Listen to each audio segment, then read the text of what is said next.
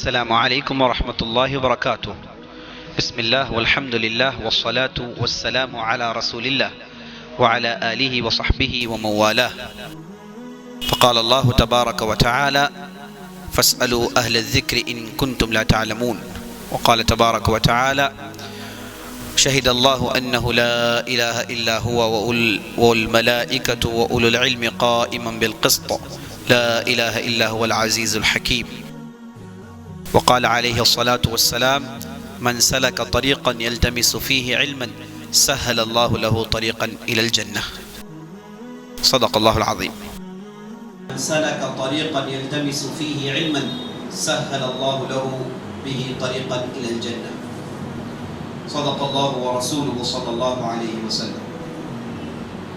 تمام قسم کی تعریفیں و بڑائی و بزرگی اللہ رب العزت کے لیے ہے، جس نے ہمیں ایک مبارک مجلس میں جمع کیا ہے، ایک دینی مجلس میں ہمیں دوبارہ جمع کیا ہے، اور لاکھوں کروڑوں درود و سلام ہو سرور کائنات فخر موجودات محمد بن عبداللہ الہاشمی پر، جنہیں اللہ تعالیٰ نے سارے کائنات کے لیے رحمت بنا کر مبعوث کیا. عزیز ساتھیوں، ماؤں بہنوں، یہ مجلس جیسا کہ آپ جانتے ہیں 40 نووی کی شرح کی مجلسیں ہیں، جن میں ہم مشہور و معروف کتاب 40 نووی کی شرح سننے والے ہیں. عزیزو، اس سے پہلے کہ یہ عظیم کتاب کے نام کے متعلق اور یہ عظیم مؤلف کے متعلق چند باتیں آپ کے سامنے آئیں، میں ضروری سمجھتا ہوں کہ چند باتیں جن کا تعلق علم کی اہمیت سے ہے، ان باتوں کو ادھر عرض کر دیا جائے. عزیز ساتھیوں، آپ جس مقصد سے یہاں بیٹھے ہیں، یہ کوئی معمولی مقصد نہیں ہے، یہ بہت ہی عظیم مقصد ہے. دین کا علم سیکھنا اور سکھانا، اس کی اہمیت اگر آپ کتاب و سنت میں ڈھونڈنے کی کوشش کریں گے تو اس کی ان گنت مثالیں ملیں گی. یہاں تک کہ اللہ رب العزت نے انبیاء علیہ السلام اور رسول علیہ السلام کو اللہ نے معلم بنا کر بھیجا. آپ صلی اللہ علیہ وسلم ارشاد فرماتے ہیں: بعثت معلما، مجھے اللہ نے تعلیم دینے والا بنا کر بھیجا ہے. اور انبیاء علیہ السلام کی عزت، انبیاء علیہ السلام کا احترام، انبیاء علیہ السلام کی بڑائی اس وجہ سے نہیں کہ وہ کسی بڑے قبیلے سے ان کا تعلق ہوتا ہے، یا پھر اس وجہ سے نہیں کہ وہ کبھی بادشاہ بن کر آتے ہیں، کبھی وزیر بن کر آتے ہیں، یا پھر کوئی عمدہ قبیلے سے ان کا تعلق ہوتا ہے، بلکہ انبیاء علیہ السلام کی عزت اور ان کا شرف اس وجہ سے ہوتا ہے کہ ان کے سینے میں شرعی علم ہوتا ہے، دینی علم ہوتا ہے. آپ صلی اللہ علیہ وسلم مدینہ گئے. ہم جانتے ہیں آپ صلی اللہ علیہ وسلم کا تعلق مکے والوں سے تھا. آپ صلی اللہ علیہ وسلم قریشی تھے. مدینہ گئے تو دیکھا کہ مدینے والوں کے پاس ایک عجیب و غریب فعل ہے. وہ اپنی پیداوار بڑھانے کے لیے، کھجور کی پیداوار بڑھانے کے لیے ایک قسم کا عمل کرتے تھے جسے تلقیح کہا جاتا ہے، اور حدیثوں میں اسے تعبیر کے لفظ سے اس کی تعبیر ہوئی ہے. عبر یعبر تعبیرا، لقح یلقح تلقیحا. معنی یہ کہ چند نر جھاڑیوں سے بینجیوں کو لے کر مادہ جھاڑیوں کے پھول میں رکھ دیا کرتے ہیں. جیسا کہ آپ جانتے ہیں کسی بھی پھل کو بننے سے پہلے وہ ایک مرحلہ طے کرتا ہے جس میں وہ پھول ہوتا ہے. اس کے بعد آگے چل کے یہ پھول پھل کا شکل اختیار کرتا ہے. تو یہ بینجیوں کو اس مادہ جھاڑی کے پھول میں رکھنے کے ساتھ ہی ہوتا یہ ہے کہ یہ پھول گرتے نہیں ہیں. آپ دیکھیں گے جھاڑیوں میں جیسے پھول لگتے ہیں، ایک ہوائی آندھی چلی تو یہ پھول گر جاتے ہیں، اگر 100 لگے تو 90 گر جائیں گے، 10 باقی رہیں گے۔ تو جیسے ہی یہ عمل کرتے ہیں تو ہوتا یہ ہے کہ یہ پھول جھاڑ میں رک جاتے ہیں، نیچے گرتے نہیں۔ اب یہ پورے کے پورے پھول پھل میں بدلتے ہیں، تو اس کا رزلٹ کیا نکلے گا؟ رزلٹ یہ نکلے گا کہ زیادہ پیداوار ہوگی۔ تو یہ جو عمل یہ لوگ کرتے تھے، تلقیح کا عمل، اس سے مدینے والے تو واقف تھے لیکن مکہ والے اسے جانتے نہیں تھے، اور آپ صلی اللہ علیہ وسلم چونکہ مکے سے ان کا تعلق تھا، تو آپ صلی اللہ علیہ وسلم نے جب یہ دیکھا کہ ایک عجیب و غریب عمل مدینہ کے کاشتکار کر رہے ہیں، جیسا کہ ہم جانتے ہیں مدینہ کے اکثر لوگ کاشتکاری کے ماہر تھے، ایگریکلچر کیا کرتے تھے، تجارت یہ مکہ والوں کا خاصہ تھا۔ تو نبی صلی اللہ علیہ وسلم نے اس عمل کو دیکھا تو فوراً کہا کہ یہ آپ لوگ کیوں کر رہے ہو ایسا؟ یہ کام آپ کیوں کر رہے ہو؟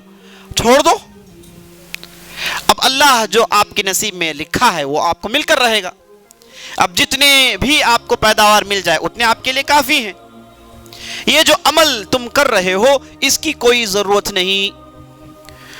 تو یہ محمد رسول اللہ کا حکم تھا، اور صحابہ رضوان اللہ علیہ مجمعین آپ صلی اللہ علیہ وسلم کے حکم کی تعمیل میں اپنے آپ کو مٹا دیا کرتے تھے، تو فوراً انہوں نے عمل کیا اور اس عمل کو چھوڑ دیا۔ اب ہوا یہ کہ اس سال جو پیداوار نکلا اس میں کافی گھاٹا ہوا، قدرت سی بات تھی، ظاہر سی بات تھی کہ یہ پھل گر جائیں گے اور درخت میں جو بھی رہیں گے تو بہت کم رہیں گے۔ تو ہوا یہ کہ اچھا خاصا گھاٹا ہوا اس سال، تو صحابہ، انصاری صحابہ محمد رسول اللہ کے خدمت میں حاضری دیتے ہیں، کہتے ہیں یا رسول اللہ آپ کا حکم تھا، ہم نے تعمیل کی، لیکن اس کا نتیجہ یہ نکلا کہ ہم کو اچھا خاصا گھاٹا ہو گیا ہے۔ تو آپ صلی اللہ علیہ وسلم نے اس وقت اپنی بعثت کا مقصد سنایا، اس وقت ساری دنیا کو سنا دیا کہ ان کا شرف، ان کا احترام، ان کی عزت ساری دنیا والوں پر اس وجہ سے ہے کہ وہ صرف اور صرف دین کے حامل ہیں۔ آپ صلی اللہ علیہ وسلم نے کہا کہ اللہ نے مجھے دین کا علم دے کر بھیجا ہے، وَأَنْتُمْ أَعْلَمُ بِأُمُورِ دُنْيَاكُمْ، اور تم ٹھہرو اور تمہارا دنیا ٹھہرا، تم ٹھہرو اور تمہاری دنیا ٹھہری، میں نہیں جانتا تمہارے دنیا کے معاملات، مجھے ایک بات سمجھ میں آئی، میں نے اس میں میری رائے دی، اب آپ کو گھاٹا ہوا تو تم زیادہ دنیا کو جانتے ہو۔ تو آپ صلی اللہ علیہ وسلم نے گویا کہ اپنی بعثت کا مقصد سنایا، اور اس کے بعد ایک لکیر کھینچ کر بتا دی کہ کہاں محمد رسول اللہ ہیں اور کہاں محمد رسول اللہ ایک بشر ہیں۔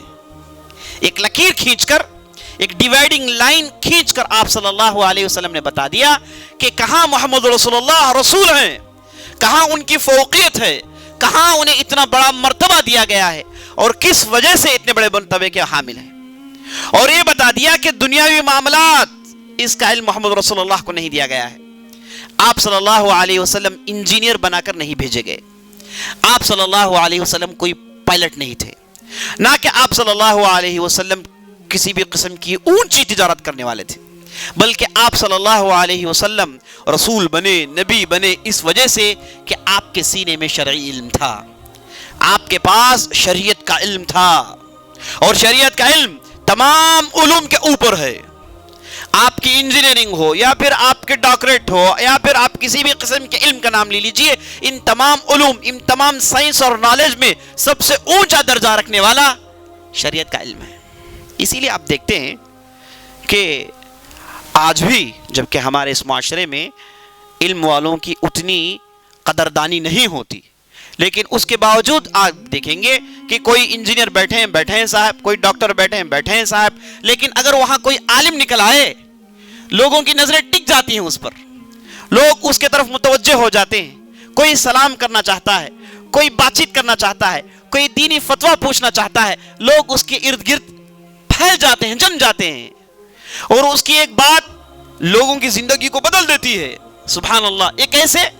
کیا وہ شخص پیدائشی ایسا تھا؟ ہرگز نہیں تھا، لیکن عزیز دوستو جب کتاب و سنت کی روشنی اس کے دل کو اپنی روشنی میں لے لیتی ہے تو آدمی کے دل اور اس کے دماغ میں وہ برکت پھیل جاتی ہے۔ سبحان اللہ، تو عزیز دوستو، انبیاء علیہم السلام کا شرف اس وجہ سے کہ ان کے پاس علم تھا دین کا، اللہ رب العزت کے احکامات کی معرفت تھی ان کے پاس۔ اللہ رب العزت جو میسیج امت کو دینا چاہتا ہے اس کے وہ میسنجر تھے، اللہ سے لیتے اور امت کو پہنچاتے، اللہ سے لیتے اس پر عمل کر کر دکھاتے کہ مجھے اور آپ کو اس دنیا میں کیسے رہنا ہے۔ تو عزیز دوستو، شریعت کا علم ایک بہت ہی بلند چیز ہے، اور ساتھ ساتھ یہ بھی جان لیجئے ہر آدمی کی بس کی بات نہیں کہ دین کا علم حاصل کرے، ہر آدمی کی بس کی بات نہیں۔ سب سے پہلے تو آج کے ہمارے اس معاشرے میں دین کا علم حاصل کرنے والے کا معاملہ یہ ہوتا ہے کہ خود بخود وہ فقیری اور لاچاری، غریبی کو اپنے سینے سے لگاتا ہے، خود بخود، ہے نا۔ علم سیکھنے کے لیے آدمی جاتا ہے تو ہر قسم کی مشقتوں کو جھیلتا ہے، اور یہ چیز جب وہ پڑھ کر آتا ہے تو معاشرہ ہمارا پھولوں سے استقبال نہیں کرتا بلکہ کانٹوں سے استقبال کرتا ہے۔ مولوی صاحب کو تنخواہ زیادہ نہیں ہونی چاہیے، امام صاحب کو تنخواہ کم ہونی چاہیے، اور آپ کیا ہے، ہم انجینئر ہیں، ہم فلاں آئی ٹی کمپنی میں ہیں، ہم فلاں MNC میں، آپ کی تنخواہ کیا ہے؟ میری تنخواہ 1.5 لاکھ روپے ہے، میری تنخواہ 2 لاکھ روپے ہے، میری تنخواہ 1 لاکھ روپے، امام صاحب کی تنخواہ 15,000 روپے۔ یہ کیسے ہو سکتا ہے 15,000 روپے؟ اللہ اکبر! امام صاحب کیسے لے کر جاتے ہوں گے؟ کوئی لاری تو نہیں لاتے ساتھ اتنی بڑی رقم لے کر جانے کے لیے۔ عزیز دوستو، ہمارے اس معاشرے میں لوگوں نے علم والوں کا استقبال ایسے ہی کیا ہے، یہی قدردانی ہوتی ہے۔ تو علم جب آدمی سیکھنے جاتا ہے، دینی علم، سب سے پہلے اس کے سامنے معاش کا مسئلہ کھڑا رہتا ہے۔ کتنے ہم جانتے ہیں علماء، متقن علماء، کتنے ہم علامہ جانتے ہیں، کتنے ہم اصولی جانتے ہیں، فقیہ جانتے ہیں، جنہوں نے اپنی پوری زندگی علم کے لیے صرف کی، لیکن امت کا ان کے ساتھ رویہ کیا رہا؟ امت کا رویہ یہی رہا کہ سب سے کم جو چیز بچ جائے وہ انہیں دے دے۔ گھر میں کھانا بچ جائے تو امام صاحب کے گھر بھیج دینا، کپڑے پرانے ہو جائیں تو ان کے پاس بھیج دینا۔ ہم نے اہل علم کا قدر بالکل نیچے کر دیا، جبکہ شریعت نے کہا فَاسْأَلُوا أَهْلَ الذِّكْرِ إِن كُنتُمْ لَا تَعْلَمُونَ، اہل علم سے پوچھا کرو اگر نہیں جانتے ہو۔ اور اللہ نے اہل علم کا مرتبہ عزیز دوستو کیا دیا؟ کہا شہید اللہ انہ لا الہ الا ہو وَأُولُو الْعِلْمِ قَائِمًا بِالْقِسْطِ وَالْمَلَائِكَةُ وَأُولُو الْعِلْمِ قَائِمًا بِالْقِسْطِ۔ اللہ نے کہا کہ میں شہادت دیتا ہوں میری وحدانیت کی، کہ میں ایک ہوں، میرے علاوہ کوئی اور نہیں، میں ایک ہوں جس کی عبادت کی جائے، میرے علاوہ کوئی دوسری ذات نہیں جس کی عبادت ممکن ہو، اور اس چیز کی شہادت سب سے پہلے میں دیتا ہوں، اور میرے ساتھ ساتھ شہادت دینے والے میرے پرگزیدہ بندے ایک فرشتے ہیں، یہ فرشتے ہیں جو میری وحدانیت کی شہادت دیتے ہیں۔ اور تیسرے درجے میں اللہ نے کہا وَأُولُو الْعِلْمِ قَائِمًا بِالْقِسْطِ، اللہ نے اولو العلم، علم رکھنے والوں کی اتنی بڑی مرتبت سنائی، لیکن آج ہمارے معاشرے میں بالکل پیچھے ڈھکیل دیا اہل علم کو۔ تو میں بتا رہا تھا، علم جب آدمی سیکھتا ہے تو اس کے لیے کوئی راستہ ہموار اتنا آسانی سے نہیں ہو جاتا، بلکہ راستے اس کے دشوار کن ہوتے ہیں، اسے پریشانیاں ہوتی ہیں، سب سے پہلے معاش کا مسئلہ اٹکا ہوا ہوتا ہے۔ اسی لیے صلاح الدین ایوبی، اللہ رب العزت ان کے قبر کو منور کر دے، اللہ رب العزت انہیں جنت میں اونچا مرتبہ دے، انہوں نے جب بیت المقدس کو فتح کیا 25 سال کے بعد، یہ مرد مجاہد جس نے اپنا اوڑھنا بھیچونا گفا مٹی اور پتھروں کو بنایا، جب اس نے وہ فیصلہ کن معرکہ جیتا جس میں اس نے بیت المقدس کو دوبارہ اپنے ہاتھوں میں لیا، اور ایسی شخصیت یہ کہا کرتی تھی یہ کیسے ممکن ہے کہ ہم مسلمانوں کو نیند آ جائے اور بیت المقدس میں یہود و نصارہ بیٹھے ہیں، ابھی 90 سال ہو گئے، 90 سال سے یہود و نصارہ بیت المقدس کو اپنے قبضے میں رکھے ہوئے ہیں، کیونکہ 90 سال تک ان کے پاس تھا ان کے زمانے میں، اور یہ کیسے ممکن ہے کہ ہم سو جائیں؟ تو 25 سال کی مسلسل لڑائی جو چل رہی تھی، صلاح الدین ایوبی نے لڑائی کو جیتا۔ اس کے بعد جب مال غنیمت ہاتھ میں آیا تو مال غنیمت کی 2 قسمیں کی، اسے 2 حصوں میں بانٹا۔ ایک حصہ مجاہدین جو صلاح الدین ایوبی کے ساتھ اپنی زندگی کو تش دیے تھے ان کے صرف کر دیا، ان کے حوالے کر دیا، ان پر صرف کر دیا، اور ایک حصہ مال کا، اب تصور کریں مال غنیمت کافی بڑی رقم ہوتی ہے، ایک حصہ مال کا صلاح الدین ایوبی رحمۃ اللہ علیہ نے کن لوگوں پر صرف کیا؟ ان مدارس پر صرف کیا جسے نظام الملک جیسے وزیر نے قائم کیے. نظام الملک صلاح الدین ایوبی سے پہلے ایک زبردست وزیر گزرے ہیں جنہوں نے مدرسوں کا ایک سلسلہ بنایا. لگ بھگ 18 سے 19 مدرسے بنائے جو پورے عالم اسلامی میں پھیلے ہوئے تھے. ان مدارس سے کون نکلے عزیز دوستو؟ ان مدارس سے امام غزالی نکلے, ان مدارس سے امام نووی نکلے, ان مدارس سے بڑے بڑے علماء نکلے. انہی مدارس میں شیخ الاسلام ابن تیمیہ درس دیا کرتے تھے, انہی مدارس میں ابن القیم رحمۃ اللہ علیہ درس دیا کرتے تھے. ابن کثیر, آپ نام لیجئے عالم کا اور فوراً اس کا تعلق دیکھیے ان مدارس سے. ان مدارس کو کہا جاتا ہے المدارس النظامیہ. تو یہ مدارس کے طلباء اور یہ مدارس کے معلمین, یہ مدارس کے استاذین پر انہوں نے اس مال کو تش دیا, کہا کہ ان پر یہ مال صرف ہوگا, کیونکہ یہی اصل لوگ دین کے حامی ہیں. کیونکہ انہیں معلوم ہو گیا کہ یہ جو بیت المقدس ہم سے چھوڑ کر 90 سال تک ان کے پاس رہا, اس کی بنیادی وجہ یہ تھی کہ ہماری قوم میں علم جاننے والے, علم کی نشر و اشاعت تقریباً ناپید ہو گئی. اس وجہ سے ایسے لوگ نہیں پیدا ہوئے جنہوں نے یہ ویسٹرن سیولائزیشن کا جو حملہ ہوا اسے روک نہیں پائے. تو اہل علم, دین والے, کتاب و سنت جاننے والوں کا ہونا بہت ضروری ہے, تب جا کے امت زندہ رہے گی. عزیز دوستو, علم جہاد ہے, ایک قسم کا جہاد ہے. تو صلاح الدین ایوبی رحمۃ اللہ علیہ نے خرچ کیا اور اس کے بعد علماء بنے. تو اس کے بعد دشمن نے کبھی بھی بیت المقدس کے طرف اپنی آنکھیں اٹھا کر نہیں دیکھی, یہاں تک کہ یہ دور آیا جس میں ہم اور آپ زندہ ہیں. اللہ سے ہم دعا کرتے ہیں کہ اللہ رب العزت کوئی صلاح الدین ایوبی دوبارہ نکالے جو بیت المقدس کو ان شیطانوں کے شکنجوں سے نکال لائے. عزیز دوستو, میں آپ کو یہ اہمیت بتا رہا تھا کہ کس ڈھنگ سے صلاح الدین ایوبی نے اپنا مال صرف کیا علم سکھانے اور سیکھنے والوں پر. اور یہ جو مدارس کا ذکر میں نے کیا, یہ مدارس صرف اور صرف حکومتیں چلایا کرتی تھی, اور یہاں پر طلباء کو, استاذوں کو ہر قسم کی سہولتیں ملتی تھی, اور جیسے ہی پڑھ کر جاتے معاشرے میں ان کی عزت ہوتی تھی. عزیز دوستو, تو علم سیکھنا آسان اس وجہ سے نہیں کہ پہلے تو ادھر حصول معاش کا مسئلہ ہے, کھانے پینے کا مسئلہ ہے. نمبر 2, جید علماء کا فقدان. جید علماء نظر نہیں آتے, پختہ علماء نظر نہیں آتے, اس لیے علم حاصل کرنا آسان چیز نہیں ہے. آپ کو یہ تمام چیزیں مل کر آئیں اور اس کے ساتھ ساتھ آپ کو صبر کرنا پڑتا ہے. اسی لیے ابن القیم رحمۃ اللہ علیہ نے کہا کہ علم سیکھنا جہاد ہے, علم سیکھنا جہاد ہے, کیونکہ عالم اپنے علم سے دشمنوں کے افکار کو ختم کرتا ہے, دشمنوں کے خیالات کو ختم کرتا ہے, ان کے عقائد کو ختم کرتا ہے.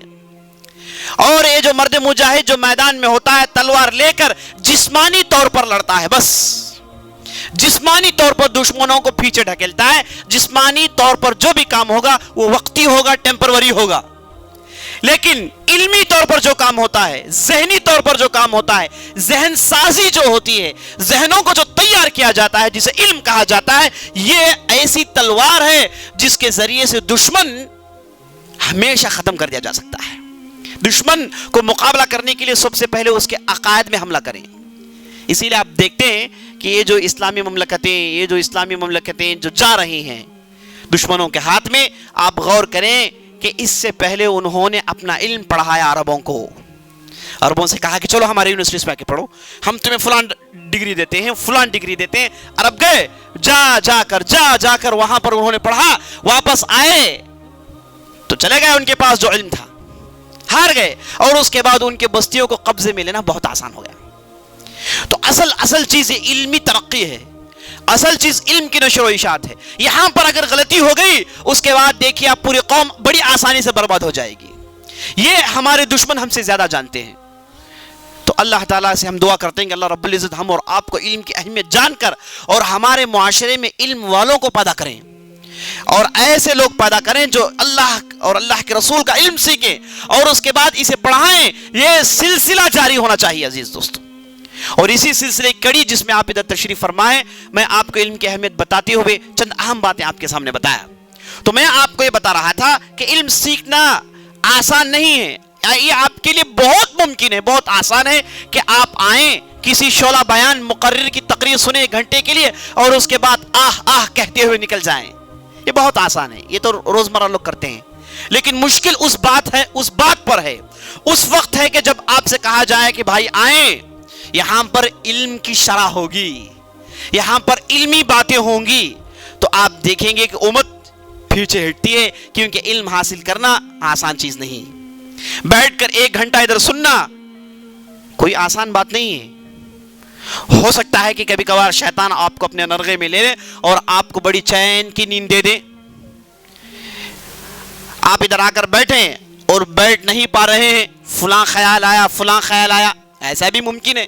تو ان تمام شیطانوں کے حربوں کے باوجود آپ کو علم سیکھنا کوئی آسان چیز نہیں، لیکن یہ چیز آسان ہے ان لوگوں کے لیے جنہیں اللہ رب العزت نے آسان کرنا چاہا۔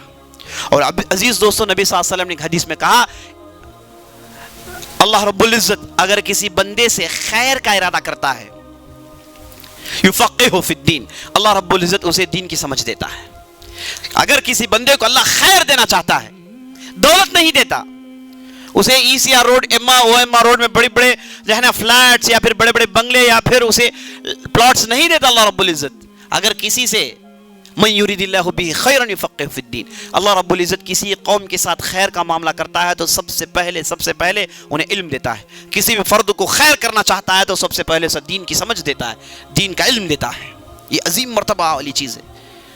تو عزیز دوستو، یہ جس مجلس میں آپ بیٹھے ہیں، یہ مجلس علمی مجلس ہے۔ یہاں پر باتیں کبھی آسان سنائی جائیں گی، کبھی باتیں سمجھنے کی ہوں گی۔ یہ آپ بالکل عام مجلس حرکت میں سمجھیے، یہ کوئی بیان نہیں ہے، نہ ہم آپ کو ادھر کوئی کہانی یا پھر قصہ سنا رہے ہیں۔ یہاں پر علمی باتیں ہوں گی۔ آپ حضرات سے گزارش ہے کہ آپ روز آئیں، تشریف لائیں، اور ساتھ اپنے پاس ایک نوٹ بک رکھیں اور ساتھ اس کے ایک پین رکھیں، اور انشاءاللہ یہاں پر 40 نووی کی کتاب دی جائے گی، اس کتاب کو آپ اپنے پاس رکھیں، اور اس کے بعد یہاں پر جو بھی باتیں بتائی جاتی ہیں ان باتوں کو اس کتاب میں نوٹ کرنے کی کوشش کریں۔ یہاں پر ہوگا یہ بھی بتا دوں کہ ہم یہ جو مشہور کتاب ہے 40 نووی کی کتاب میں سے ایک حدیث لیں گے، ہے نا۔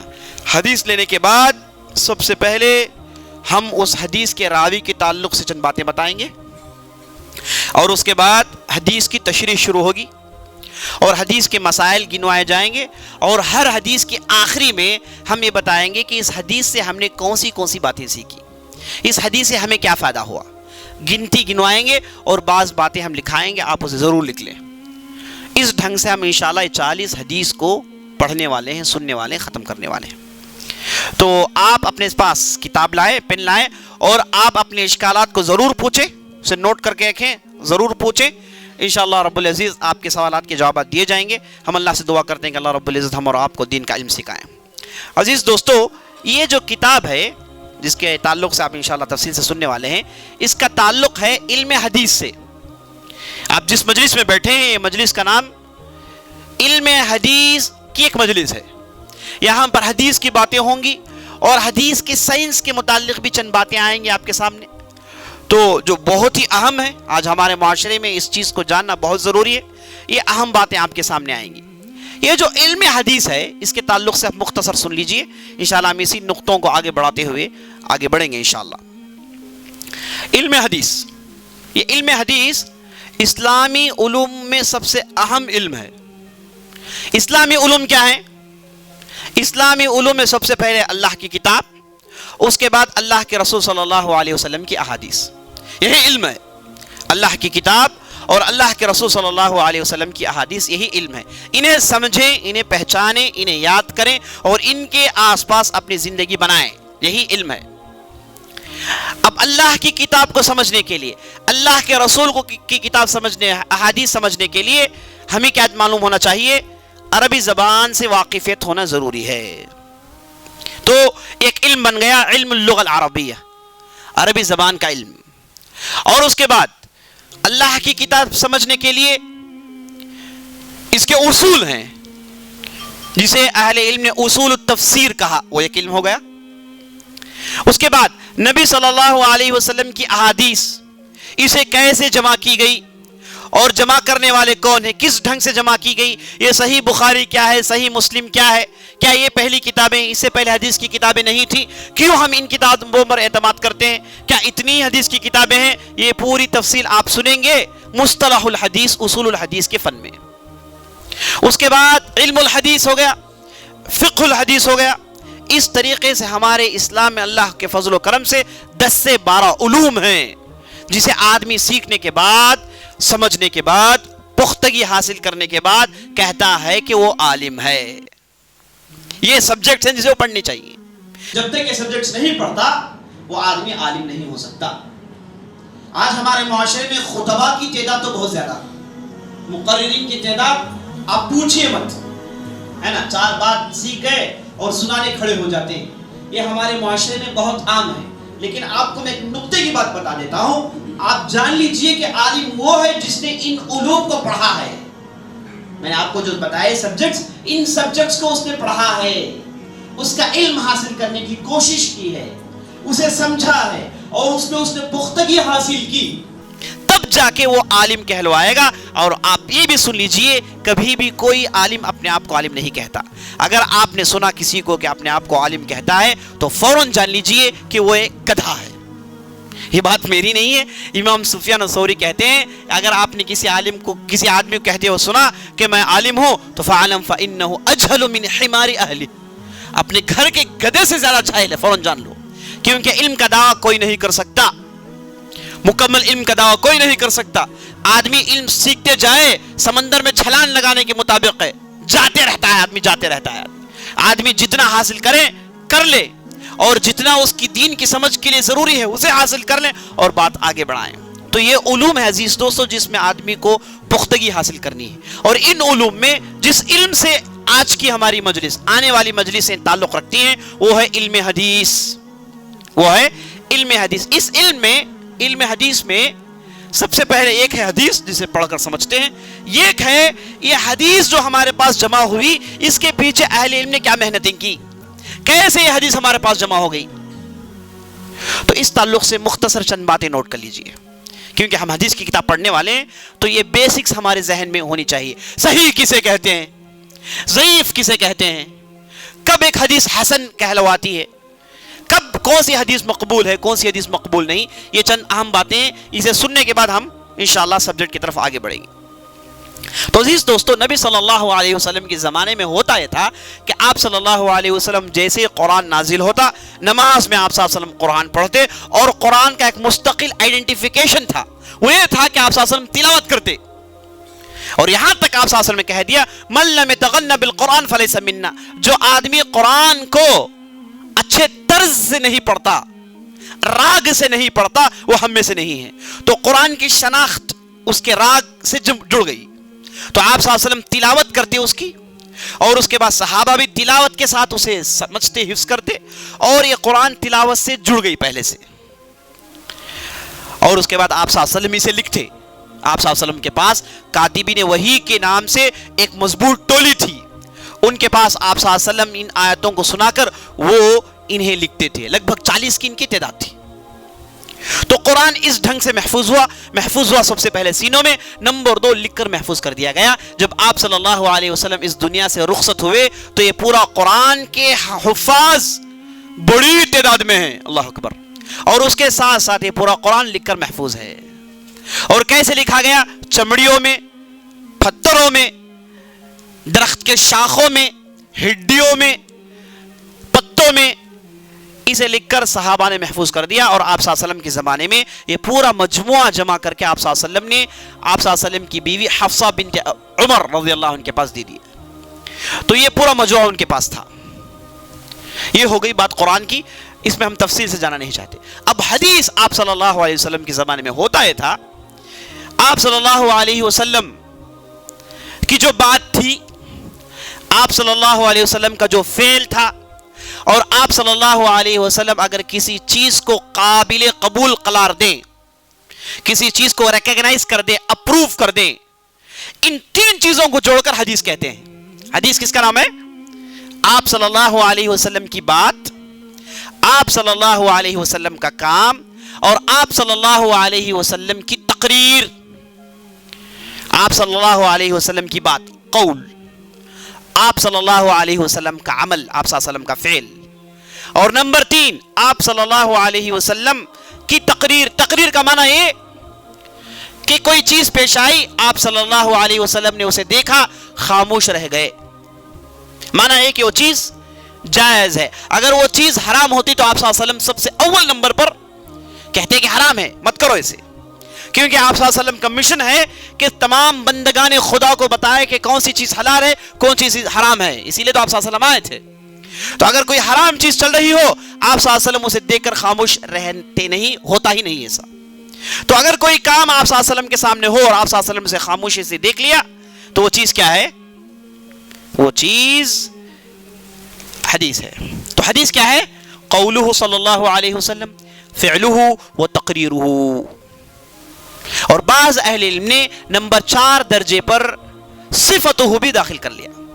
यानी सिफ़तुहु से मुराद आप सल्लल्लाहु अलैहि वसल्लम के ताल्लुक से, कि आप सल्लल्लाहु अलैहि वसल्लम का चेहरा कैसा था, आप सल्लल्लाहु अलैहि वसल्लम की आंखें कैसी थी, आप सल्लल्लाहु अलैहि वसल्लम कैसे चलते थे, कैसे बोलते थे, और आप सल्लल्लाहु अलैहि वसल्लम के अखलाक कैसे थे, लोगों से कैसी गुफ्तगू करते। इसे सिफत के नाम पर, सिफत के नाम के तहत लोगों ने जोड़ लिया।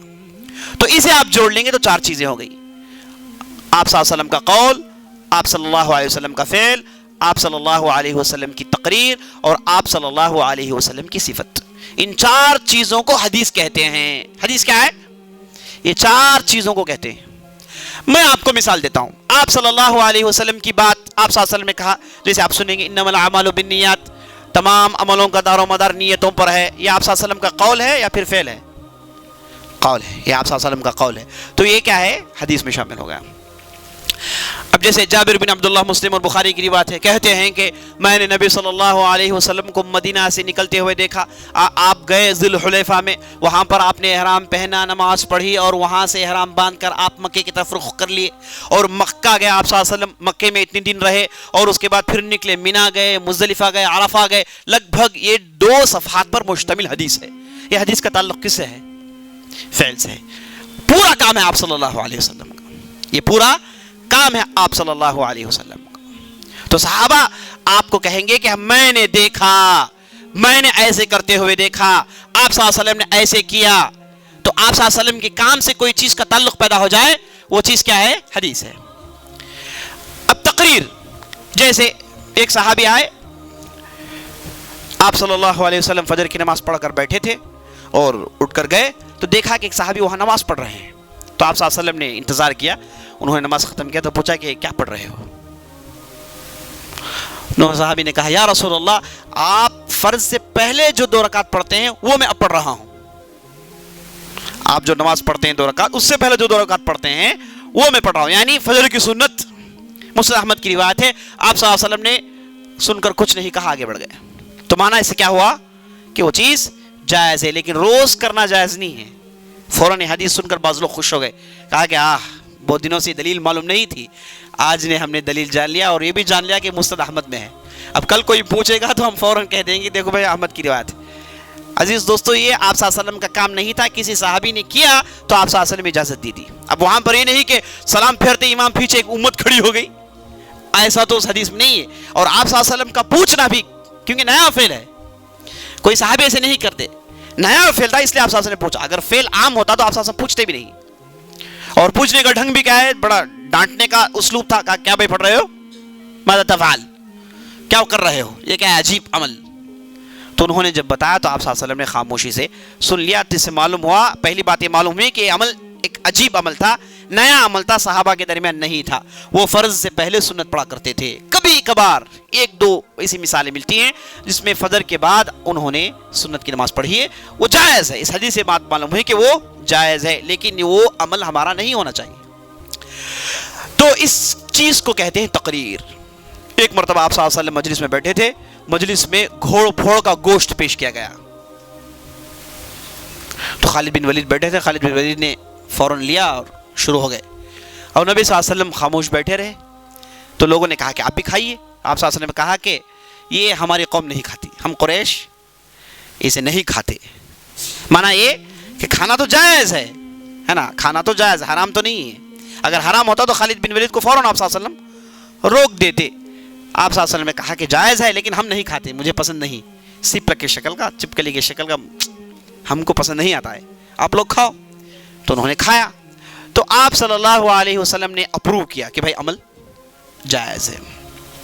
اسی طریقے سے آپ صلی اللہ علیہ وسلم کے زمانے میں جو بھی ہوتا تھا، جس کا علم آپ صلی اللہ علیہ وسلم کو آتا بھی نہیں تھا، جس کا علم آپ صلی اللہ علیہ وسلم تک پہنچتا بھی نہیں تھا، اس پر لوگ عمل کر رہے تھے، وہ بھی حدیث میں داخل ہے۔ کیوں؟ کیونکہ اگر آپ صلی اللہ علیہ وسلم زندہ ہیں اور اس پر لوگ عمل کر رہے ہیں اور اللہ نے کوئی حرمت نازل نہیں کی تو وہ کیا ہے؟ شریعت کا ایک حصہ ہے۔ جیسے ایک صحابی نے بتایا کہ ہم نبی صلی اللہ علیہ وسلم کے زمانے میں گدھے میں سوار ہوتے تھے، بارش میں کبھی بھیگ جاتے تو گدھے کی گیلی چمڑی ہمارے کپڑوں کو لگ جاتی، گدھے میں سوار ہوتے تھے، وہ گدھے کی گیلی چمڑی ہمارے لباسوں کو لگ جاتی تھی اور اس کے بعد ہم جا کے ایسے نماز پڑھ لیتے تھے۔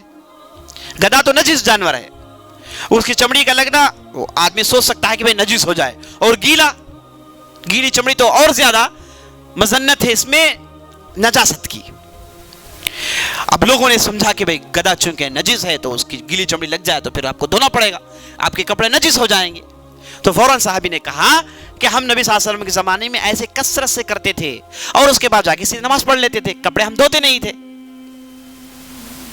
تو صحابی نے بطور دلیل یہ کہا کہ نبی صلی اللہ علیہ وسلم کے زمانے میں ایسے ہوتا تھا، یہ نہیں کہا کہ نبی صلی اللہ علیہ وسلم کے سامنے ایسا ہوا، یہ نہیں کہا کہ نبی صلی اللہ علیہ وسلم کا فعل تھا یا پھر نبی صلی اللہ علیہ وسلم کا قول تھا، بلکہ بتایا کہ نبی صلی اللہ علیہ وسلم کے زمانے میں ایسے ہوتا تھا اور اللہ نے کوئی حرمت نازل نہیں کی، نہ کہ نبی صلی اللہ علیہ وسلم نے کبھی اسے روکا ہے۔ تو مانا ہے کہ یہ چیز جائز ہے۔ اور اسما رضی اللہ عنہا سے پوچھا گیا، یہ بھی مسلم احمد کی روایت ہے کہ گھوڑا کھانا جائز ہے؟ گھوڑا کھانا جائز ہے نہیں جائز ہے؟ ماشاءاللہ کتنے لوگ کھائے ہیں یہاں؟ کوئی نہیں کھایا ہے، بہت کاسٹلی ہے، مشکل ہے نا۔ بہرحال تو پوچھا گیا تو اسما بنت ابی بکر رضی اللہ عنہ نے کہا کہ میں نے نبی صلی اللہ علیہ وسلم کے زمانے میں میں نے گھوڑا ذبح کیا، ہم کھائے اور گوشت کی ہم نے تقسیم کی، ہم کھائے اور گوشت کی ہم نے تقسیم کی۔ کیا کہہ رہے ہیں الفاظ غور کیجئے، ہم نے نبی صلی اللہ علیہ وسلم کے زمانے میں ذبح کیا، یہ نہیں کہا کہ نبی صلی اللہ علیہ وسلم کے سامنے یا پھر نبی صلی اللہ علیہ وسلم کو یہ علم پوچھا گیا یا پھر کسی سے سوال کیا، نہیں، ہم نے نبی صلی اللہ علیہ وسلم کے زمانے میں کیا بس، یعنی اس زمانے میں جو بھی ہوا اور نبی صلی اللہ علیہ وسلم نے اس تعلق سے کچھ بھی نہیں کہا، وہ بھی تقریر میں داخل ہے، وہ بھی تقریر میں داخل ہے۔ اور چوتھی چیز، جیسے ام معبد رضی اللہ عنہا کہتی ہیں، ام معبد الخزاعیہ ایک ایسی صحابیہ ہیں جنہوں نے نبی صلی اللہ علیہ وسلم کو ایک مرتبہ یا پھر 2 مرتبہ دیکھا ہے، لیکن انہوں نے جو نبی صلی اللہ علیہ وسلم کی شناخت پیش کی ہے، نبی صلی اللہ علیہ وسلم کا حلیہ بیان کیا ہے، میں سمجھتا ہوں کہ ہائی کوالٹی کیمراز بھی نہیں بتا سکتے آپ کو، اس ڈھنگ سے اور چنندہ الفاظ اور ایسے الفاظ ہر طالب علم عربی سیکھنے والا فوراً جائے آج ہی فوراً ان جملوں کو یاد کریں، عمدہ جملے ہیں، عربی زبان کی چوٹی ہے وہ۔ رحیق المختوم میں جائیے، آخری میں ہے یہ جملے، ان جملوں کو یاد کرے، ایسے ادبی جملے، اللہ اکبر، آدمی پڑھتا ہے تو مٹھاس اپنی زبان میں محسوس کرتا ہے، اتنے عمدہ جملے ہیں۔ اور ان جملوں میں ام معبد رضی اللہ عنہا نے نبی صلی اللہ علیہ وسلم کی شناخت بیان کی کہ وہ آپ صلی اللہ علیہ وسلم کی آنکھیں بڑی کالی تھیں، آپ صلی اللہ علیہ وسلم کے آبرو بڑے بڑے تھے، اور آپ صلی اللہ علیہ وسلم کا پیشانی، آپ صلی اللہ علیہ وسلم کی پیشانی چوڑی تھی، اور آپ صلی اللہ علیہ وسلم نہ اونچے نہ بالکل چھوٹے قد کے تھے، آپ صلی اللہ علیہ وسلم کا سینہ چوڑا تھا، آپ صلی اللہ علیہ وسلم چلتے تو جلدی چلتے، یہ صاحب ہے نا، صرف 1-2 مرتبہ انہوں نے دیکھا بس۔ تو یہ کیا ہے؟ یہ نبی صلی اللہ علیہ وسلم کی صفت ہے جسے اہل علم نے حدیث کی تعریف میں جوڑا ہے۔ تو یہ 4 چیزوں کا مجموعہ عزیز دوستوں حدیث ہے، یہ 4 چیزوں کا مجموعہ حدیث ہے۔ تو یہ حدیث نبی صلی اللہ علیہ وسلم جب زندہ تھے تو صحابہ اسے دیکھ کر یاد کیا کرتے تھے، نوٹ کیا کرتے تھے، اپنی مجلسوں میں اس کا ذکر کرتے۔ اگر کوئی صحابی کو نبی صلی اللہ علیہ وسلم نے کوئی ذمہ داری دے کر یمن بھیج دیا یا پھر شام بھیج دیا، فلاں جگہ بھیج دیا، فلاں قبیلے کو بھیج دیا، وہ جاتے وہاں اور کہتے کہ نبی صلی اللہ علیہ وسلم نے ایسا کہا، نبی صلی اللہ علیہ وسلم نے ایسا کیا، تو صحابہ اپنے زمانے میں نبی صلی اللہ علیہ وسلم کی حدیثوں کو یاد کرتے تھے۔ اور ہم جانتے ہیں عمدہ بڑے بڑے صحابہ جن میں ابو ہریرہ رضی اللہ عنہ شامل ہے، عبداللہ بن عمر ہیں، عبداللہ بن عباس ہیں، اور اس کے بعد سعید بن کیا ہے نام ان کا؟ سعد بن ابی وقاص ہیں، سعد بن ابی وقاص ہے، جابر بن عبداللہ ہے، مائی عائشہ ہے. یہ صحابہ میں وہ صحابہ ہیں جن کا شمار علماء میں ہوتا ہے، اور ساتھ ساتھ انہوں نے نبی صلی اللہ علیہ وسلم کے واقعات کو یاد کیا، کثرت سے یاد کیا. ابو ہریرہ رضی اللہ عنہ جنہوں نے 5200 سے زیادہ ان کی روایتیں تھی، اور اسلام قبول کرتے ہیں 7ویں ہجری میں، اور اس کے بعد اپنی پوری زندگی ڈیڈیکیٹ کر دیے صرف نبی صلی اللہ علیہ وسلم کو آبزرو کرتے تھے کہ نبی صلی اللہ علیہ وسلم کہتے کیا ہیں، کرتے کیا ہیں، کیونکہ پوری شریعت ہے، یہ چلتی پھرتی شریعت ہے. سبحان اللہ. دیکھیے اللہ رب العزت نے نبی کو ایک ایسے پیرو دیے، ایسے فالوورز دیے جو نبی صلی اللہ علیہ وسلم کی ہر حرکت پر علم سیکھتے تھے. اللہ اکبر. تو یہ صحابہ آئے، انہوں نے حدیثوں کو سنا، یاد کیا، خوب یاد کیا، نہ کہ صرف یاد کیا، نہ کہ صرف عمل کیا، نہ کہ صرف اس کی تعلیم لوگوں کو دی، بلکہ اسے لکھا بھی کرتے تھے. شروع میں آپ صلی اللہ علیہ وسلم نے کہہ دیا کہ لا تکتبوا عنی غیر القرآن، اے لوگوں قرآن کے علاوہ کچھ بھی مت لکھو. یہ شروع کا حکم تھا، غالباً مکے کے زمانے کا حکم تھا، یا پھر مدینے کے شروع کے زمانے کا حکم تھا، کیونکہ قوم نئی تھی، انہیں اللہ کا قول اور اللہ کے رسول کے قول میں ڈفرینسیشن پیدا ہونا ضروری ہے. انہیں معلوم ہو کہ جو بھی لکھا جاتا ہے یہ قرآن ہے. جب لوگوں کے درمیان، لوگوں کے ذہنوں میں یہ ڈفرینسیشن پیدا ہو گیا، خود بخود وہ ڈفرینسیشن کرنے لگے، تو نبی صلی اللہ علیہ وسلم نے کہا کہ چلو اب حدیث بھی لکھو. تو نبی صلی اللہ علیہ وسلم کے زمانے میں حدیثوں کو بھی لکھ کر محفوظ کیا گیا. ایک صحابی تھے جن کا نام تھا عبداللہ بن عمر بن عاص. نام کیا ہے؟ عبداللہ بن عمر بن عاص. یہ وہ صحابی ہیں جنہوں نے حدیث کا ایک مجموعہ لکھا جس کا نام انہوں نے رکھا الصادقہ، الصادقہ. اور زندگی بھر یہ کہا کرتے تھے دنیا میں مجھے 2 چیزوں کو زیادہ اللہ نے اس کی محبت میرے دل میں ڈال دی. ایک یہ میرا صحیفہ ہے جس کا نام الصادقہ، اور دوسری میری زمین طائف کے اندر جس کا نام وحد ہے. یہ دونوں دنیا میں میرے پاس سب سے زیادہ محبوب ترین ہیں. عبداللہ بن عمر بن عاص. اس کے علاوہ نبی صلی اللہ علیہ وسلم نے اپنے آخری زمانے میں حدیثوں کو لکھنے کا ٹرینڈ شروع کر دیا. حدیثوں کو لکھ کر جمع کیا گیا. ایک صحابی آئے، حجۃ الوداع کا خطبہ سنا، بہت متاثر ہوئے. عربی، خالص عربی تھے، عربی سنا تو انتہائی متاثر ہو گئے، اور علم سنا تو بہت زیادہ متاثر ہو گئے. فوراً خطبہ ختم ہوئے، گئے نبی صلی اللہ علیہ وسلم کے پاس، جا کے کہنے گیا رسول اللہ اکتب لی، اللہ کے رسول مجھے لکھ کر دے دیجیے، آپ نے جو بھی کہا ہے لکھ کر دے دیجیے. تو فوراً ایک صحابی کو نبی صلی اللہ علیہ وسلم نے کہا کہ لکھ کر دے دو بھائی. اکتبو لی ابن ابی شاہ، ان کا نام تھا ابن ابی شاہ. کہا کہ اکتبو لی ابن ابی شاہ، ابن ابو شاہ کو لکھ کر دے دو، وہ مانگ رہے ہیں. تو فوراً صحابی تھے وہاں، انہوں نے لکھ دیا. مانا یہ کہ فوراً حفظ ہو گیا ہے، جو خطبہ انہوں نے سنا ہے فوراً ریڈی سیو ہو گیا ہے ہارڈ ڈسک میں. تو فوراً انہوں نے خطبہ لکھ کر دے دیا ان کے پاس. تو اس کے بعد لکھنے کا رواج عام ہو گیا. تو جیسے قرآن کو لکھ کر محفوظ کیا گیا، ویسے حدیث کو بھی لکھ کر محفوظ کیا گیا. لیکن حدیث پوری لکھی نہیں گئی، جبکہ پورا قرآن لکھ دیا گیا، حدیثیں پوری لکھی نہیں گئی. اہم حدیثوں کو لکھا گیا، اور یہ حدیث کا علم صحابہ کے سینوں میں محفوظ ہے، علماء صحابہ کے سینوں میں محفوظ ہے. اور یہی صحابہ نے چھوٹے صحابہ کو سکھایا، اور چھوٹے صحابہ نے تابعین کو سکھایا، اور تابعین نے چھوٹے تابعین کو سکھایا، اور چھوٹے تابعین نے تبع تابعین کو سکھایا، اور تبع تابعین نے چھوٹے تبع تابعین کو سکھایا، اور اس کے بعد یہ سلسلہ جاری ہوا. اور نبی صلی اللہ علیہ وسلم نے کہا کہ شروع کے جو 3 جنریشنز ہیں، صحابی، تابعی، تبع تابعی، یہ بالکل مقدس جنریشن ہے. امت کا شیرازہ اس میں لگا ہوا ہوگا، امت پختہ ہوگی. اور اسی زمانے میں عزیز دوستوں حدیثوں کو جمع کرنے کا کام ہوا. تو ہوا یہ کہ یہ حدیثیں کبھی صحیفے کی شکل میں، کبھی پرچوں کی شکل میں جمع تھی. اب سوال یہ پیدا ہوتا ہے کہ یہ جو صحیح بخاری جو اتنی بڑی کتاب ہے، اسے کس نے جمع کیا؟ یا یہ پہلی کتاب ہے، یا پھر اس سے پہلے کتابیں لکھی گئیں؟ اگر لکھی گئیں تو کون لکھا ہے، اس کی تاریخ کیا ہے؟ یہ بہت ہی اہم سوال ہے جو ہم اور آپ کو جاننا بہت بہت ضروری ہے. میں مختصر اس کے تعلق سے بتا دیتا ہوں. آپ نے سنا کہ حدیثیں سینے میں تھی، اور بعض حدیثیں لکھ کر لوگوں نے محفوظ کیا. بعد میں تابعین کا زمانہ آیا، انہوں نے صحابہ سے سنا.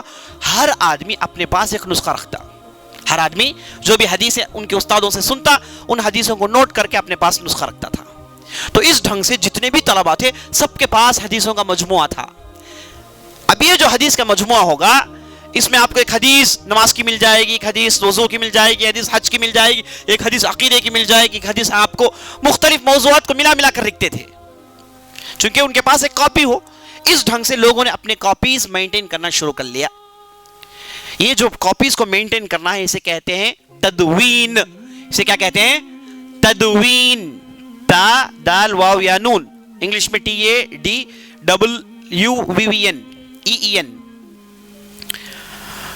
तदवीन कहते हैं। तदवीन का माना हदीसों को जमा करना। तो लोग ताबई के जमाने में हदीसें जमा करते थे, बस लोगों का शौक था, अजीब गरीब शौक था, हदीसों को लिख लिख कर अपने पास रखते थे। इसमें सईद बिन जुबैर हो गए, सईद बिन मुसय्यब हो गए, किबारुत ताबईन हसन अल बसरी हो गए, इन्होंने अपने पास हदीसों का मजमू रख लिया। अब हुआ ये कि उमर बिन अब्दुल अजीज एक जबरदस्त खलीफा अपनी हुकूमत खिलाफत में आते हैं, तो इन्होंने सोचा कि क्यों नहीं जैसे कुरान महफूज है वैसे हदीसों को भी महफूज कर लिया जाए, क्योंकि ये दौर था लगभग 90 हिजरी 100 हिजरी का। क्योंकि अब हुआ है कि अजम दाखिल हो गए अरब ममलकत में, गैर अरबी कल्चर दाखिल हो गया है।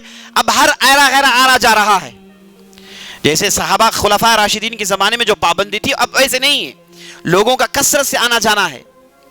तो अब हुआ है कि नबी सल्लल्लाहु अलैहि वसल्लम का नाम लेकर लोग घड़ने लगे। किसी ने अगर कोई काम किया, लोगों ने रोका तो कहा कि नबी सल्लल्लाहु अलैहि वसल्लम हदीस में कहा है, वो कहा कि नबी सल्लल्लाहु अलैहि वसल्लम हदीस में कहा है। जैसे हमारे मुआशरे में देखते हैं, आखिरी ज़माने में लोहा बोलेंगे भाई जी, ऐसी बातें हम नहीं सुनते, फौरन आप कहेंगे हदीस में कहा गया, हदीस में कहा गया, हदीस में है ना, हदीस में है ना, हदीस में है ना। ये हदीस में है ना कहना है ना, ये मामूली चीज़ नहीं है। ये हदीस में है कहने के लिए लोगों ने अपनी ज़िंदगियाँ ख़त्म कर दी। ये हदीस में है या नहीं है, ये लफ्ज़ इस्तेमाल करने के लिए मुहद्दिसीन ने अपनी पूरी ज़िंदगी ख़त्म कर दी, ये बताने के लिए कि भाई ये लफ्ज़ हदीस में है। लेकिन आज हमारे मुआशरे में बाज़ जमातों के नाम लेना नहीं चाहता, उनके पास ये तो बहुत ही आसान है, आप कुछ भी कहीं कहीं हदीस में है कह देंगे, कोई टेंशन नहीं इनके लिए।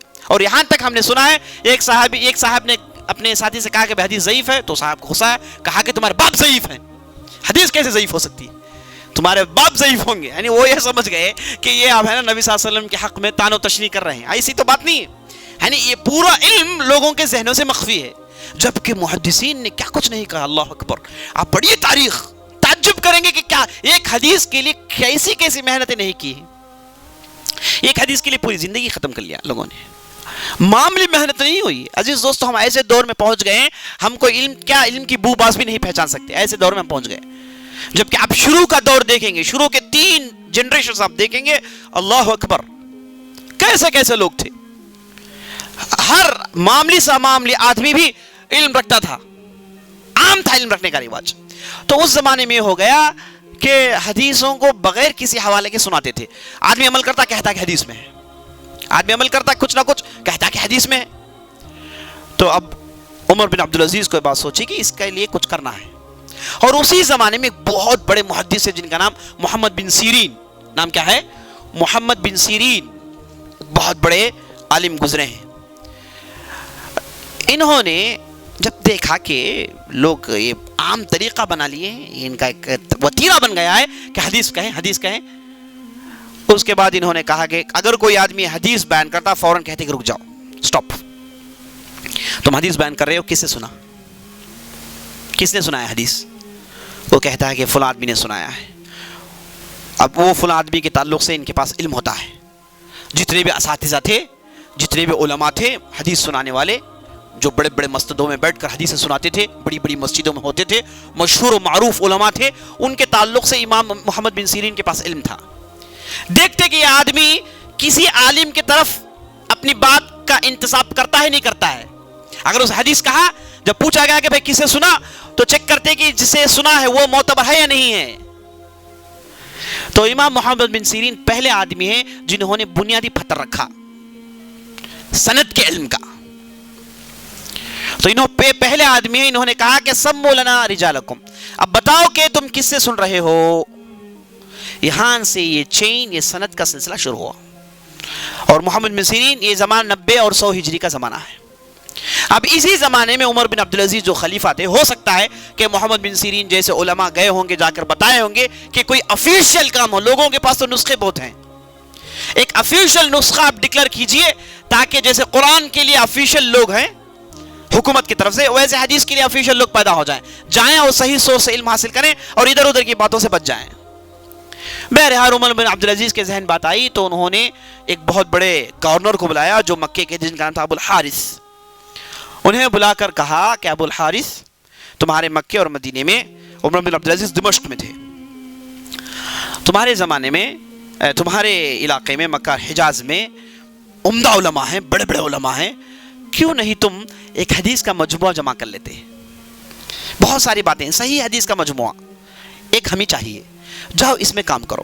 وہ گئے، چونکہ گورنر تھے تو محدثین کو جمع کیا، عائشہ رضی اللہ عنہ کے اسٹوڈنٹس کو بلایا، شاگردوں کو بلایا، اس میں قابل ذکر عمیرہ نامی ایک عورت تھی، تو انہیں کہا گیا کہ آپ لوگ پورے مل کے حدیث کا ایک مجموعہ تیار کریں۔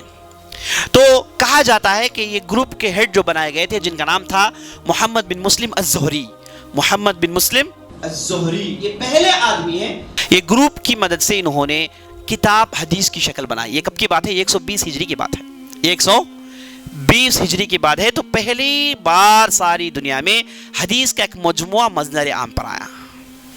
اب یہ جو کتاب تھی آپ کھولیں گے، کھول کر پڑھیں گے تو ہے آفیشیل نسخہ، ہے صحیح نسخہ، لیکن اس میں چیپٹرائزیشن نہیں تھا، کیٹیگرائزیشن نہیں تھا۔ اب آپ بخاری کھولیں گے تو آپ بخاری میں کتاب الصلاح، بک آف صلاح، بک آف وضو، بک آف ابلیوشن، بک آف جہاد، بک آف نکاح، اب دیکھیں گے۔ آپ نہیں دیکھے ہیں تو اللہ کے لیے جائیے فوراً کھول کر دیکھیے۔ آپ اگر نہیں دیکھیں زندگی میں تو آپ جائیے فوراً، ایک سمرائز ورژن ہے، آپ کہیں سے بھی لے سکتے ہیں۔ اللہ کے لیے اسے کھول کر دیکھ کر کل آئیے مجلس میں، ہے نا۔ یہ مت سمجھے کہ مولوی صاحب نے ہوم ورک دے دیا ہے، نہیں، آپ اس روح سے زندگی میں ایک مرتبہ تو دیکھ لیجیے آپ اللہ کے لیے، ہے نا۔ ہوم ورک تو نہیں ہے آپ کے لیے، آپ جائیے کتاب کھول کر دیکھیے تو آپ کو معلوم ہوگا کہ اس میں بکس ہوں گے، چیپٹرز ہوں گے۔ یہ کب ہوا؟ وہ جو امام زہری نے بتایا اس میں وہ تدوین تھا بس، اس کے بعد یہ چیپٹرائزیشن جب شروع ہوا، کیٹیگریز شروع ہوئے، اسے کہتے ہیں تصنیف، اسے کہتے ہیں تصنیف، صنف یصنف تصنیفا، تصنیف یعنی کیٹیگرائزیشن۔ تو امام زہری نے تو مجموعہ بنا لیا، لیکن بعد میں وہ گئے تو اس کے بعد کا دور آیا امام مالک کا دور آیا۔ امام زہری کے بعد لوگوں نے اس کتاب پر اعتماد کیا، یہ جو کتاب امام زہری نے بنائی اس پر لوگوں نے اعتماد کیا۔ اس زمانے کی بخاری تھی یہ، بھائی امام زہری کتاب میں ہے تو بس خلاص بات ختم، اب زیادہ بحث نہیں۔ اب اس کے بعد امام مالک کا دور آیا، امام مالک کا دور 150 ہجری کے بعد کا ہے، اور امام مالک کا جب دور آیا، ایک ہنگامہ مچنے کے بعد پھر امت سٹڈی ہو گئی، اموی سلطنت قائم ہوئی، تو اس کا بادشاہ آیا جن کا نام تھا عبد الملک بن مروان، جو بذات خود ایک فقیہ اور محدث تھا، لیکن خلافت میں جانے کے بعد پولیٹیکل ایشو میں بزی ہو گیا، علم رکھتا تھا، جانتا تھا۔ اس نے امام مالک کو بلایا، بلا کر کہا کہ یا مالک وطئ لنا کتابا فی الفقہ، لوگوں کے لیے ایک ایسی کتاب لکھو، ایسی کتاب آسان کر دو۔ وطأ یوطئ موطئا، توطئا کہیں گے، سہل یسہل تسہیلا کا معنی آسان کرنا۔ وطئ لہم کتابا، ایک آسان کتاب ان کے لیے لکھ دیجیے جس میں لوگ فقہی مسائل کے لیے آ کر رجوع کریں، لوگ فقہی مسائل جاننا چاہیں اس کتاب کی طرف آ کر رجوع کریں۔ تو امام مالک نے کتاب لکھا جو موطأ مالک کے نام سے ساری دنیا مشہور ہے، جس میں 400 چلر حدیثیں ہیں، 400 چلر حدیثیں ہیں، اور یہ پوری کی پوری حدیثیں احکامات میں ہیں، جورسپروڈنس میں ہیں، ڈوز اینڈ ڈونٹس میں ہیں، اور بہت ہی معتبر کتاب ہے۔ تو امام مالک گئے اور اس 400 حدیث کو جمع کرنے کے لیے لگ بھگ 15 سے زیادہ سال انہوں نے محنت کی، اور آخری زمانے تک پریشان تھے کہ اس میں کہیں غلط بات تو میں نے داخل نہیں کر دی، غلط بات تو کہیں نہیں آ گئی، آخری زمانے تک پریشان تھے۔ اور یہاں تک لوگ کہتے ہیں کہ جب انہوں نے کتاب لکھی، عبد الملک بن مروان کے پاس گئے لے کر، تو عبد الملک بن مروان نے فوراً کہا کہ اسے آفیشلائز کرا دیا جائے، لوگ اب اسے اٹھا کر پڑھیں، فقہی مسائل اس کتاب سے جان لیں۔ تو امام مالک نے کہا کہ نہیں، اللہ کے لیے رک جائیے، میں نے تو کام کیا ہے، اب میں نہیں جانتا کہ اس میں اخلاص کتنا ہے، میں نہیں جانتا کہ اس میں اخلاص کتنا ہے، میں نے کام کیا ہے لیکن اخلاص وہی اہم چیز ہے۔ تو اے جہاں پناہ ہے بادشاہ، آپ اپنے پاس اس کتاب کو رکھیے 1 سال تک، اس کے بعد اس کی نشر و اشاعت کریں، 1 سال تک ہم دیکھیں گے، کچھ بات ہم کو سمجھ میں آئی، پھر کچھ چینجز کرنی پڑی، کوئی تبدیلی کرنی پڑی تو ہم کر لیں گے۔ تو 1 سال تک بادشاہ نے اپنے پاس اس کتاب کو رکھی اور اس کے بعد اسے عام کر دیا۔ تو امام موطا مالک پہلی کتاب ہے جس میں کیا ہے، کیٹیگرائزیشن ہے، چیپٹرائزیشن ہے۔ انہوں نے کتابوں کے نام سے حدیثوں کو جمع کیا۔ کتاب الصلاح، نماز کی کتاب حدیثیں ہوں گی، کتاب الوضو، وضو کی حدیثیں ہوں گی، کتاب الحج، حج کی حدیثیں ہوں گی، اور سبحان اللہ جس انداز سے انہوں نے جمع کیا ہے، آپ کہیں گے بھائی 400 حدیث ہیں، آج کل نیٹ میں ڈالیے، آپ کٹ اینڈ پیسٹ کریے، جسٹ آدھے گھنٹے کا کام ہے نا. بعض ایسے بھی ایکسپرٹس ہیں جو آدھے گھنٹے میں پورے جمع کے آپ کو ورڈ ڈاکومنٹ میں یا پھر PDF میں کنورٹ کر کے فارورڈ بھی کر دیں گے. ایسا نہیں تھا، انہوں نے 400 حدیث جمع کی اور اس میں کئی سال محنت کی ہیں. ایک ایک لفظ اور ایک ایک معنی اور جس جگہ لے کر آ رہے ہیں حدیث، اس جگہ کی مناسبت عجیب و غریب علم ہے، عجیب و غریب علم. تو اس کے بعد لوگ پیدا ہوئے، انہوں نے حدیثوں کی کتابوں کو لکھا تصنیف کی شکل میں. تصنیف آپ نے سمجھ گئے ہوں گے. تصنیف کا معنی کیا ہے؟ جس میں کیا، تدوین کا معنی کیا ہے؟ جس کمپائلیشن، جس جمع کرنا بس.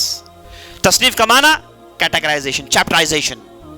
تو اس کے بعد لوگ آئے، انہوں نے چیپٹرائزیشن کی بنیاد پر کتابیں لکھی. اور اس کے بعد جو سب سے زبردست محدث آئے جنہوں نے چیپٹرائزیشن میں کتاب لکھی، اس بنیاد پر، تصنیف کی بنیاد پر کتاب لکھی، اور اس کے بعد اس کتاب میں صرف اور صرف صحیح چیزوں کو داخل کیا. امام مالک کی کتاب صحیح ہے لیکن اس میں صرف فقہی مسائل ہیں، عقیدے کی باتیں، وحی کی باتیں، ایمان کی باتیں، ہے نا، تفسیر کی باتیں نہیں ہیں اس میں. تو امام بخاری آئے 256 ہجری کی وفات ہے ان کی. انہوں نے ایک عظیم کتاب لکھی جسے صحیح البخاری کہا جاتا ہے، جس میں انہوں نے لگ بھگ 7000 حدیثوں کو جمع کیا. تو امام بخاری اور امام مالک کے درمیان لگ بھگ 80 سال کا فاصلہ ہے. تو اس زمانے میں لوگ کثرت سے کتابیں لکھے.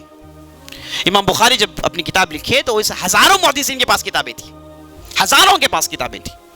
ان 1000 کتابوں میں امام بخاری نے اپنی کتاب کو لکھ کر لوگوں میں ثابت کیا کہ اس سے صحیح کوئی کتاب ہو نہیں سکتی، اور اس وقت کی پوری محدثین نے اسے مانا. تو اس میں ان کا کمال ہے. اسی لیے امام بخاری نے صحیح بخاری کو 16 سال میں لکھا. کتنے سال میں؟ جبکہ ان کو 2 لاکھ احادیث یاد ہیں. ان کو 2 لاکھ احادیث یاد ہیں، ہے نا. شاید ٹی بی تھا ان کے ذہن میں، جی 2 لاکھ حدیثیں یاد تھی ان کو. اب انہوں نے 7000 حدیث جمع کرنے کے لیے 15 سال کیوں لیے؟ اس میں ان کی محنت ہے. تو اس کے بعد تو صحیح حدیث کی کتابیں ہزاروں ہیں. ان میں سے 6 کتابیں مشہور ہوئی. یہ کیسے؟ کیوں بھائی 6 7 کیوں نہیں؟ کیوں 6 5 کیوں نہیں؟ یہ نمبر 6 کہاں سے لوگوں کے درمیان آ گیا؟ جسے کتب الستہ کہتے ہیں، ہے نا، جسے کتب الستہ کہتے ہیں. 6 حدیث کی کتابیں. ایک محدث ہیں جن کا نام المقدسی، عبد الغنی المقدسی، 5 ہجری میں انہوں نے کتاب لکھا الاصول الخمسہ. ان جو حدیث کی کتابیں لکھی گئی، ان حدیث کی کتابوں کے شروط، یہ کتاب لکھے. اور اس میں انہوں نے کہا کہ دنیا میں سب سے مشہور کتابیں یہ 5 کتابیں: صحیح بخاری، صحیح مسلم، ترمذی، ابو داؤد اور نسائی. ابن ماجہ کا ذکر نہیں کیا. انہوں نے کہا کہ 5 کتابیں ہیں، زبردست کتابیں، ہزاروں کتابیں ہیں لیکن 5 کتابیں سب سے زبردست ہیں. اور اس کے بعد امت نے امام عبد الغنی المقدسی کی بات کو مان لیا اور لوگوں میں بات مشہور ہو گئی. تو یہ مختصر میں آپ کو، ہے نا، میں آپ کو ایک گلانس میں نے دیا ہے.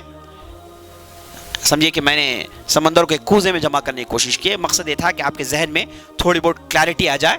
انشاءاللہ کل کی مجلس میں باتیں آگے بڑھائیں گے. کل کی مجلس میں کتاب کا انٹروڈکشن ہوگا. 40 یہ 40 حدیثیں کیوں؟ یہ مؤلف نے لکھا یہ کتاب اتنی مشہور کیوں ہے؟ بہت مشہور کتاب ہے. یہاں تک کہ کالجز میں، سکولز میں سب کو پڑھاتے ہیں. بہت ہی اہم کتاب ہے.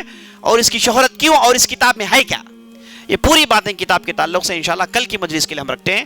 اللہ سے دعا کرتے ہیں ہم نے جو بھی کہا، جو بھی سنا ہے، اس کے مطابق عمل کرنے کی توفیق بخشے. سبحان ربک رب العزت عما یصفون وسلام علی المرسلین والحمد للہ رب العالمین.